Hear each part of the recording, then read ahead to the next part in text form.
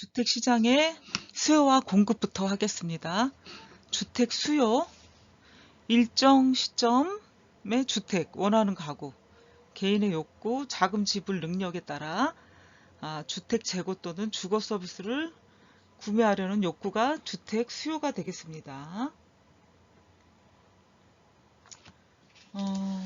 주택 수요의 구분, 그 다음에 수요 동기, 현재 수요, 유효 수요를 한번 보도록 하겠습니다. 주택 수요의 구분은 수요 동기나 경제적 능력, 주 요구의 충족도에 따라 주택 수요의 어떤 구분이 달라지기도 합니다. 그 다음에 주택 수요가 여기서 또 빠진 게 있는데 교체 수요, 개량 수요, 임대 수요 다 들어갔네요.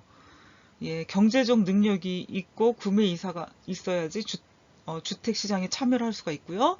수요를 현재 수요 또는 유효 수요라고도 하죠. 그래서 수요 동기는 신규 수요, 이동 수요, 교체 수요, 개량 수요, 임대 수요로 구분을 하고 이거는 또 현재 수요와 유효 수요로 구분을 하는데 경제적 능력이 있고 구매 의사가 있어가지고 주택시장에 참여하는 수요자를 현재 수요, 유효 수요라고 합니다. 뒤에 잠재적 수요가 나오죠. 실수요, 유발 수요. 잠재적 수요는 경제 능력, 구매 상황이 결여되어 구매력을 수반하지 못하는 경우에 이제 언젠가는 나도 돈을 벌어서 구매해야겠다 하는 게 이제 잠재 수요자가 되겠는데 잠재 수요, 소득 수준이 향상되거나 재화가 낮아지면 유효 수요화가 되죠. 잠재적 수요자가. 실수요자 한번 볼게요. 실수요자. 주 욕구를 충족시키기 위해 가지고 주택 소유를 하거나 임대해서 주거 서비스를 획득하려고 시장에 참여하는 수요자를 실수요자다. 유발 수요를 보겠습니다. 유발 수요는 재산 증식의 보유를 위한 투자 수요와 사회 경제적 유발 요인에 의해서 주택 시장에 참여하는 경우가 이제 유발 수요다 이렇게 얘기할 수가 있죠. 현대 주택 시장에서는 인위적인 방법으로 수요 조작이 가능한데요. 판매자의 판매 촉진 활동이 구매자의 수요 욕구를 자극하는 방법이 이제 수요 조작이 가능하다라고 이렇게 얘기를 하죠. 수요 확대가 되는 건데 필요에 따라서 새로운 주택의 판매를 촉진하고 광고와 브랜드 이미지를 구축하는 노력으로 나타나는 게 이제 수요 조작이 되겠습니다. 주택 공급은 주택 공급, 하우징 서플라이, 일정 시점에서 주택 재고 또는 주거 서비스를 판매하려는 욕구, 공급은 모든 주거용 건물의 공급을 의미합니다. 그래서 여기 수요 조작이 나올 수도 있죠. 공급은 일정한 가격으로 어떤 상품을 교환하기 위해 제공하는 것을 말하는데 그 주택시장에서의 공급량은 그 상품의 단위 가격이 상승함에 따라서 증가하고 하락함에 따라서 감소하는 성질이 있습니다. 근데 이제 주택시장에서 주택을 건설할 수 있는 택지의 공급이 많지 않다 그랬죠. 그래서 자유롭지 못해요. 공급이 자유롭지 못하기 때문에 주택 가격이 상승하더라도 주택의 공급이 늘어나기가 쉽지 않고요. 또 이런 주택이 늘어나기 쉽지 않기 때문에 주택 가격이 더욱 가파르게 상승하는 경향이 나타나고 있습니다. 이게 이제 두 번째 얘기죠. 주택시장에서 공급량은 단위 가격이 상승에 따라 상승하고 하락함에 따라 감소하는데 택지 공급이 자유롭지 못해가지고 주택이 늘어나지도 않을 뿐더러 공급이 늘어나기 쉽지 않고 그 결과 주택 가격이 더 가파르게 상승을 한다. 두 번째는 공급은 주택 소유 거주자에 의한 기존 주택, 그 다음에 주택 건설업자에 의한 신축, 개축 주택으로 이루어지고 있습니다.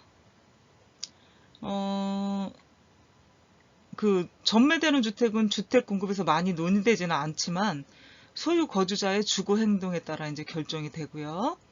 본질적으로 이러한 주택 공급은 소유 거주자의 이동률에 의해서 좌우가 된다.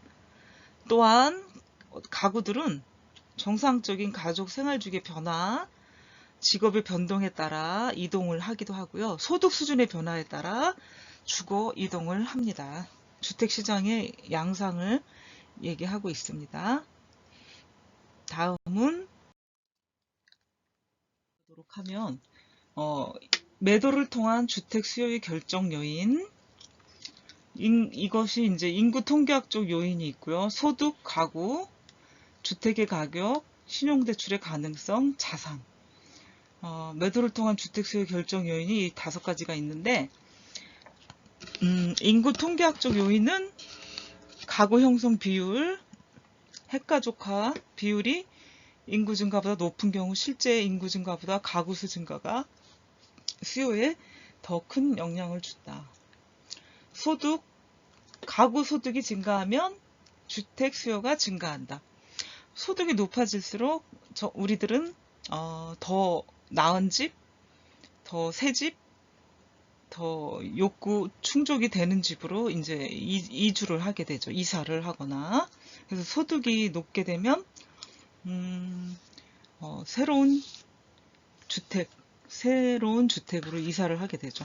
뭐 평수를 넓힌다던가 새로 지은 집이라던가 이렇게 새로 짓게 되는 주택은 더 가격이 비쌀 수밖에 없기 때문에 그렇거든요. 그래서 소득과 관련이 있다. 주택시장은 소득과 관련이 매우 깊다고 볼 수가 있겠죠. 주택의 가격은 주택시장의 경우는 수요하고 반비례 관계를 나타낸다. 수요와 반비례 관계는 뭡니까? 수요와 공급이 일치하지 않기 때문에 수요가 적게 되면 가격이 낮게 되고 수요가 높으면 가격도 올라간다. 반비례적인 관계죠. 인플레를 감안해서 더 이익이면 주택 가격이 올라도 구입하는 경우가 있다. 계속 오른다 하더라도 지금 산 가격보다 계속적으로 가격이 오른다. 그러면 그래도 주택을 구입하는 상황이 생긴다는 얘기죠. 이익이 나기 때문에 계속 그래서 사람들의 심리가 주택은 구매할 때보다 시간이 지나고 나면 가격이 더 오른다는 생각 때문에 주택 구매를 하는 요인 중에 한 가지라고 볼 수가 있겠죠. 신용대출의 가능성, 국가 경제적 형편에 따라 금융기관의 대출 규모를 조정을 한다.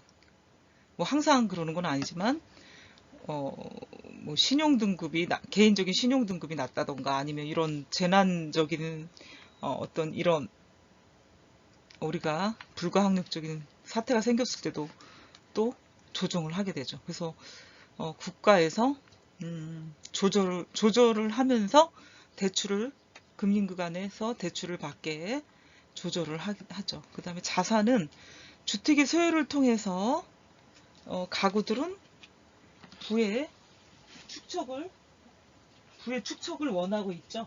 부의 축척을 갈구하는 게 이제 부동산 자산의 효과라고 볼 수가 있죠.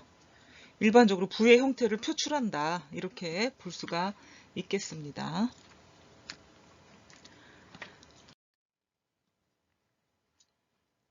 두 번째, 매입을 통한 주택 공급의 결정 요인. 첫 번째는 주택 가격의 결정이고요. 두 번째는 건설 비용과 신용 대출의 가능성. 세 번째는 다른 건설업의 기회와 이윤의 정도. 네 번째는 계절적인 요인이 있습니다. 그러니까 매입을 통한 주택 공급 결정 요인은 4가지. 주택의 가격, 건설 비용과 신용 대출의 가능성, 다른 건설업의 기회와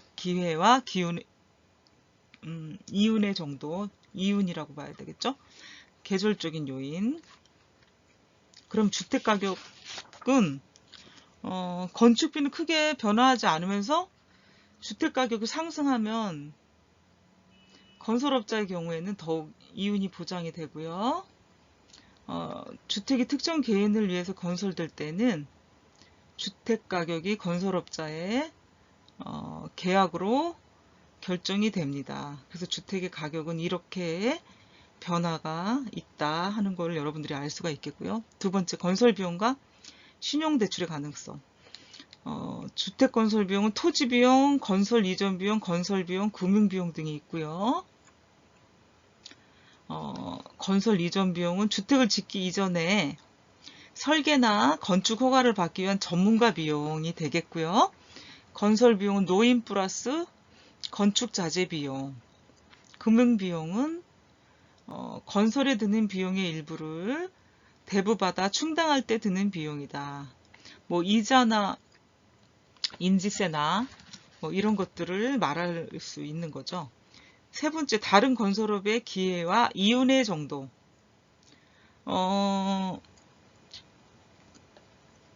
주택 건설 비용과 신규 주택 건설의 시작은 역의 관계가 있거든요.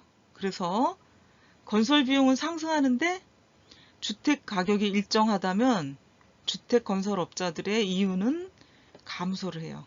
그렇죠? 일반적으로 주택 건설 비용은 토지 비용, 건설 이전 비용, 건설 비용, 금융 비용, 위에서 지금 말한 이 네 가지들이 있는데, 여기에 건설 이전 비용이 주택을 짓기 위해서 건축 허가를 받는 거다라고 이제 얘기를 할 수가 있는 거잖아요. 예, 그래서 건설업자들은 다른 여러 부분의 건설 시장에 참여를 해요. 주택뿐 아니라 사무실, 상가 건물, 여러 유형의 건설에 참여를 하고, 이런 이윤과 생산성을 극대화하기 위해 가지고 다른 건설업에도 뛰어드는 거죠. 그러니까 다른 유형의 건설의 필요성이 느껴졌던 거죠. 한 곳에서만 기회와 이윤을 얻을 수 없다고 생각을 했기 때문에 이 건설에 필요한 자재나 노동력은 한계가 있고 이 어떤 부분에서 경쟁 관계를 표출하기도 하죠. 네 번째는 계절적인 요인. 기후 조건이라는 게 이제 각 나라의 어떤 가옥이나 주택에도 영향을 많이 미치는데, 주택 건축의 착수에 영향을 미쳐요. 계절적인 요인이. 건축의 진행 속도에도 영향을 주고요. 장기간의 장마철이나 추운 겨울철에는 여러 가지 어려움이 따른다는 거죠. 건축을 하는 데 있어서. 이 기간을 피해서 주택 건축이 시작이 돼야 돼요. 부실공사라던가 물이 많이 들어가면 뭐 건축에 그렇게 좋은 영향이 미치지 않아요. 그래서 이런 계절적인 시간들을 장마철이나 추운 겨울은 피해서 하는 게 좋죠. 건축이 진행되는 과정에서 진행 속도가 느려지기도 하고요. 이런 진행 속도가 느려지면서 계절적인 요인에 영향을 받는다 하는 것을 여러분들이 충분히 알 수가 있겠죠. 두 번째, 임대 주택 수요와 공급의 결정 요인인데, 민간 임대주택 수요와 공급에 영향을 주는 요소가 있고요. 공공 임대주택의 수요와 공급에 영향을 주는 요소가 있습니다. 그러면 민간 임대주택의 공급에 영향을 주는 요소는 임차 가구의 어떤 실질 소득 변화, 두 번째 주택의 임대료, 세 번째 임대주택의 자산 가치, 네 번째 주택 임대 이외의 대체 투자 가능성, 다섯 번째 자금 대출의 용이성들이 있어요. 소득이 변화가 되면 뭐 더 임대주택이 아닌 뭐 전세라던가 자가라든가 이렇게 갈아탈 수가 있겠죠. 주택의 임대료, 임대주택의 자산가치, 그 다음에 주택 임대 이외의 대체 투자 가능성, 자금 대출의 용이성. 이런 요인들의 대부분이 장기간에 걸쳐서 작용을 하고요. 중요한 거는 경제적 상황, 정부의 주택정책에 의해서 영향을 충분히 받는다 하는 거죠. 두 번째는 공공임대주택의 수요와 공급에 영향을 주는 요소는 뭔가 이제 봤더니 지역 주민의 욕구 수준, 재정 상태와 비용, 그 다음에 임대료가 있습니다.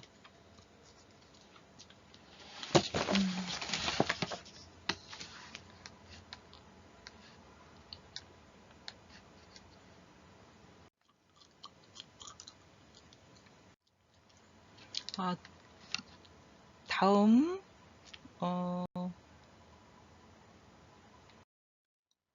주택시장의 현황과 문제점을 보도록 하겠습니다. 주택시장의 현황을 보면 수요자 중심의 시장 특성 변화. 2003년 말 전국 주택 보급률이요 100%가 넘었어요. 101.2%가 되다 보니까 주택이 많이 부족했었는데 절대 부족이 해소되고 주택시장은 소비자 위주의 시장 구조로 빠르게 변화하기 시작했습니다. 그래서 이제는 양적인 승부보다 질적인 주택에 대한 승부를 걸 때가 됐는데, 그래서 주택 기업 간의 경쟁이 심화되고 있는 상태죠. 주거의 질을 높여가지고 주택 여가 가정이 시작이 됐어요. 2000년대부터. 그래서 주택 기업 간의 경쟁이 심화되고 뭐 유비쿼터스다. 또 각 기업의 건설사 브랜드마다 주택의 품질을 높이기 위해서 굉장히 노력을 많이 하고 있죠. 경쟁이 치열해졌다는 얘기인데, 그래서 이제 소비자들은 충분히 선택의 폭이 넓어졌다고 볼 수가 있겠습니다. 주택의 브랜드화.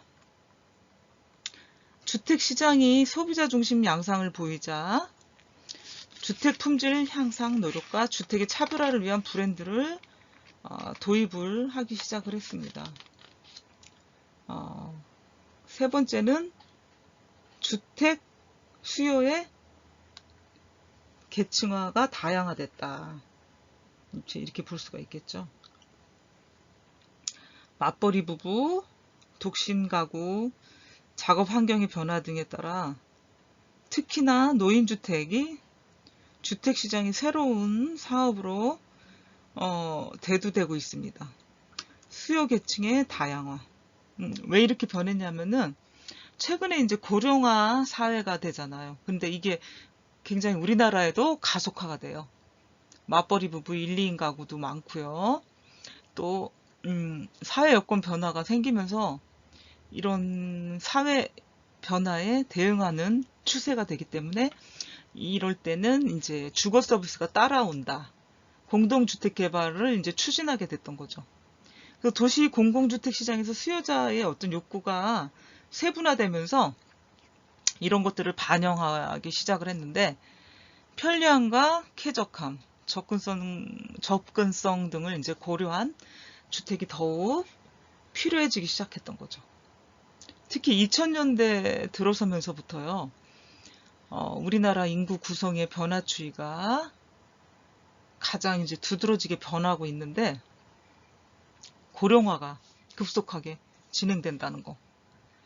또한 65세 이상 노인 인구 비중이 점점 늘어나고 있는데 80년대 3%에서 2000년대 5.6%, 2010년대 9.2%를 차지하면서 유엔이 분류한 고령화 사회로 접어들고 있어요, 우리나라가. 이런 노령인구 비중이 뭐 이태리나 일본, 독일에 비하면 조금 현저히 낮다고는 볼 수 있는데, 인구 고령화 추세가 매우 빠르게 진행이 되는 점을 좀 주목을 해야 되는 거죠, 그거는. 그래서 2020년이 됐을 때는 노인 인구 비중이 전체 인구의 15%, 지금 올해가 2020년도잖아요. 차지할 것으로 예상을 했고요. 2030년도에는 20%를 넘어가지고 초고령 사회에 진입할 것으로 예측을 하고 있어요. 그렇기 때문에 1, 2인 가구, 맞벌이 부부, 그다음에 고령 사회에 대비해가지고 주택 수요를 어떻게 맞추느냐가 이제 앞으로의 문제점이 되는 거죠. 고령화 사회에서 고령 사회로 다시 초고령 사회로 도달하는 데 걸리는 시간은 그렇게 많지가 않아요. 10년, 22년과 10년 정도 걸리는데 다른 선진국에 비해서 굉장히 급속도로 빠르게 진행이 되는 거죠. 그래서 사회 문제가 될 수가 있는 거죠. 그래서 2000년대 7%에서 65세 이상 인구가 2010년대 11%로 증가했고 읍면지역은 15.2%에서 20.9%로 증가 속도가 빠르게 나타나고 있다는 거죠. 근데 이제 주택 문제, 소득 수준, 부양을 누가 하느냐에 따라 다양한 노인주거 요인 수요가 증가를 하게 되고요. 그 노인 계층에 맞는 다양한 어떤 문화나 의료, 복지시설 이런 수요가 증가할 것으로 이제 예상을 하는데 실제로 돈 쓰시는 분이 65세 이상 인구들이 많아요. 돈이 있는 사람들도 그렇고. 그래서 잠재 소비 능력이 큰 고령화 인구의 라이프 스타일이나 거주 특성을 고려해서 노인주택이 주택시장의 새로운 사업 영역이 돼가고 있는 거죠.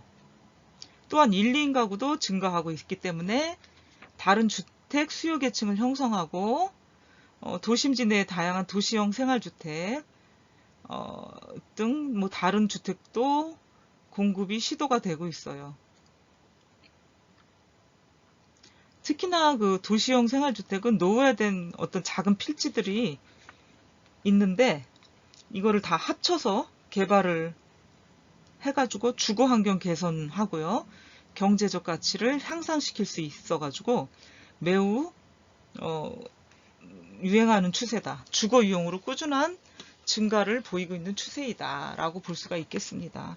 그래서 수요자 중심의 시장 특성 변화를 여러분들이 반드시 알아둬야 될 것이고 주택 수요 계층의 다양화 이것도 매우 중요한 부분으로 또 요즘에 화두로 대두되고 있습니다. 그래서 이렇게 알아두시면 되겠고요.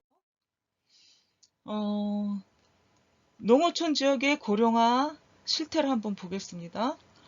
65세 이상 인구 비율, 그 다음에 농촌 읍면 인구 65세 이상 비율, 총인구 대비 농가 인구는 얼마인가 한번 보도록 하겠습니다.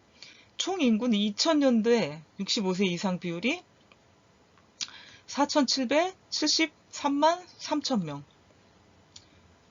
그 다음에 7.0%, 65세 이상 인구 비율이요. 2005년도에는 4,813만 8천명인데 9.1%. 2006년도에 4,829만 7천명인데 9.5%. 2007년도에 4,845만 6천명인데 9.9%. 2008년 4,860만 7천명에서 10.3%. 2009년도에는 4,874만 7천명에 10.7%. 2010년도에는 4,887만 5천명에 11%가 됐어요. 2010년도에. 그러니까 점점 65세 이상 비율은 늘면 늘었지 줄어들지 않죠. 뭐 신약 개발되고 과학이 발전되고 웰빙식을 먹고 또 운동도 하시고 하니까 너무 이제 세상이 좋아지다 보니까 뭐 교통 사고사나 뭐 이변이 없는 한 오래 살 수 있는 거죠. 병이 생기지 않는다거나. 예, 그래서 이제 고령 인구, 65세 이상 인구 비율이 점점 높아지고 있는 추세이죠. 농촌 인구, 총인구 대비 65세 이상 비율을 볼게요. 10.01에서 22%, 13%. 그 다음에 2005년은 8.7에서 8.7이 아니구나. 8,700, 4천만 명에서 870만 4천만 명에서 18.5%, 16.4%고요. 2006년도에는 17.1%, 65세 이상 비율이 2007년도에 17.9%, 2008년도 18.4%. 2009년도 18.6%, 2010년도 18.7%, 농가 인구는 343만 4천명, 또 2006년도 330만 4천명, 2007년도에도 갔고요. 2008년도 318만 7천명, 그 다음에 2009년도 317만 명, 2010년도 306만 8천명. 그래서 총인구 대비 2005년도에는 7.1% 노령인구죠. 2006년도에는 6.8%, 2007년도에 6.8%, 2008년도에 6.6%, 2009년도 6.4%, 2010년도 6.4%가 총 인구 대비 농가 인구가 되겠죠. 그죠? 총 인구 대비 65세 이상 비율. 이렇게 돼서 농어촌 지역의 고령화 실태를 한번 봤습니다.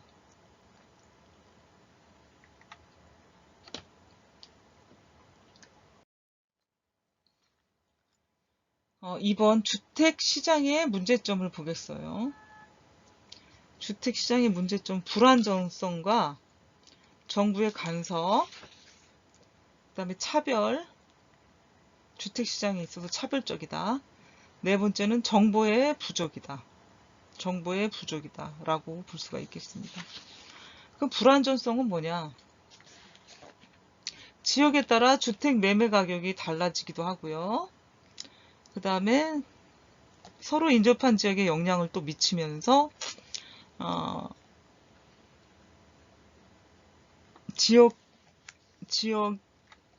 지역이면서도 위치에 따라 인근 지역이면서죠. 인근 지역이면서도 위치에 따라 의정부, 김포, 구리, 오산, 동두천시는 같은 기간이라도 집값이 오히려 떨어진 것으로 조사가 됐대요.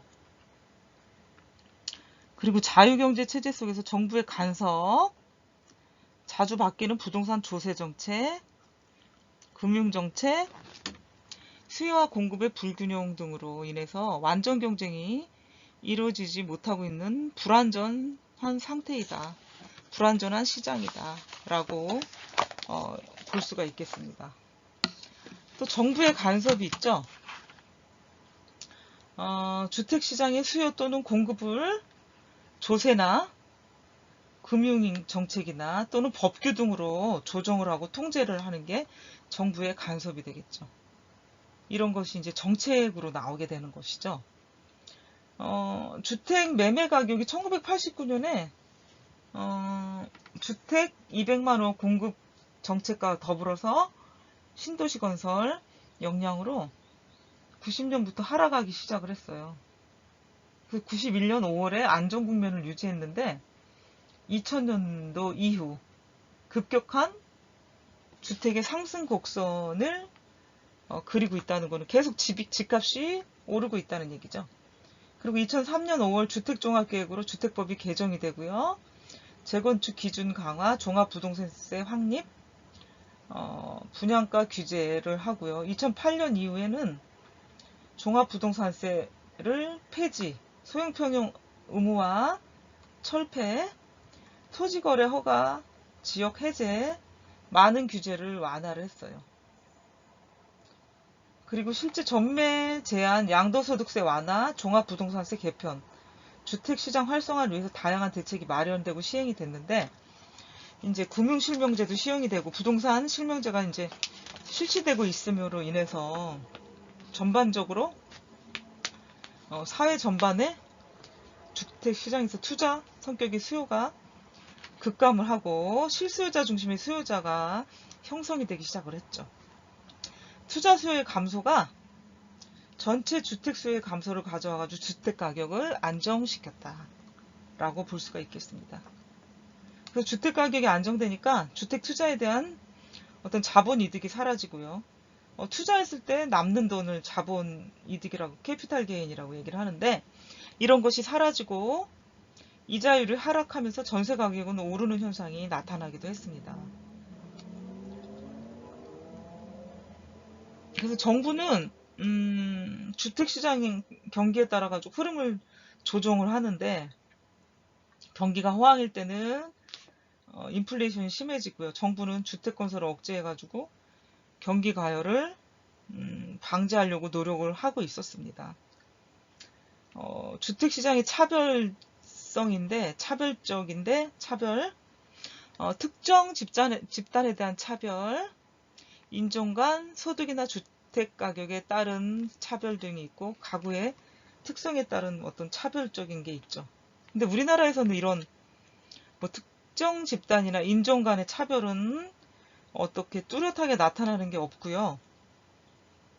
주택 가격에 따른 차별 등이 아마 나타나게 되는데, 이거는 이제 주거 지역 간의 분화 현상이 이제 발생이 된다는 거죠. 소득이나 주택 지역 간의 분화 현상이 발견되기 때문에 소득이나 주택 가격의 차별이 발생이 된다.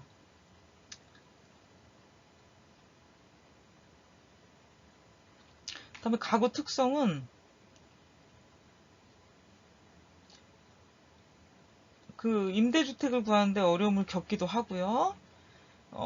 가족 수나 어린 자녀 때문에 주택의 임대가 거절되는 경우도 예전에는 있었어요. 요즘은 거의 없는 걸로 알고 있고요. 예전에 뭐 아이들이 너무 많거나 너무 어리거나 하면은 주인이 집을 험하게 쓴다. 너무 시끄럽다. 뭐 이런 이유로 전세를 주지 않았죠. 전세나 월세를 주지 않고 거절을 하는 경우가 있었는데, 요즘 같은 경우는 소비자가 왕이다라는 생각이 많이 가지고 있기 때문에 주인도 거절하기는 힘든 시대가 왔고, 거의 거절하지 않는 것으로 알고 있습니다. 그러니까 전세 가격에 따라 아니면 월세 가격에 따라 얻을 수 있는 것들이 너무 다양하게 있기 때문에 이제 소득의 차별이 가장 크다고 볼 수가 있겠죠. 어떻게 보면요. 예, 돈에 따라 구할 수 있는 다양한 종류의 주택들이 있기 때문에 거절하기는 쉽지 않고, 거절하는 경우는 거의 없다고 봐야 되겠죠. 지금은. 정보의 부족은 시장에서의 그 완전 경쟁을 막는 장애 요소가 된다. 주택을 매매하는 거, 사고 파는 게 매우 복잡하기 때문에 매매자들은 이러한 과정에서 완전한 지식을 갖추지 못하는 경우가 많아요. 그래서 정보의 부족이라는 건 시장에서 완전 경쟁을 방해하는 장애 요소가 되고요. 주택을 팔고자 하는 사람은 그 주택의 가격이 얼마인지, 세금은 얼마나 내게 되는지, 주택을 파는데 적절한 시기가 언제인지를 잘 모르는 경우가 많고, 또 주택을 사고자 하는 사람들도 주택시장에 나와 있는 매물에 대한 정보를 모두 알 수가 없으니까 주택시장의 상황에 대해서 정확한 정보를 갖기가 힘들다 하는 게 이제 정보의 부족이 되겠죠.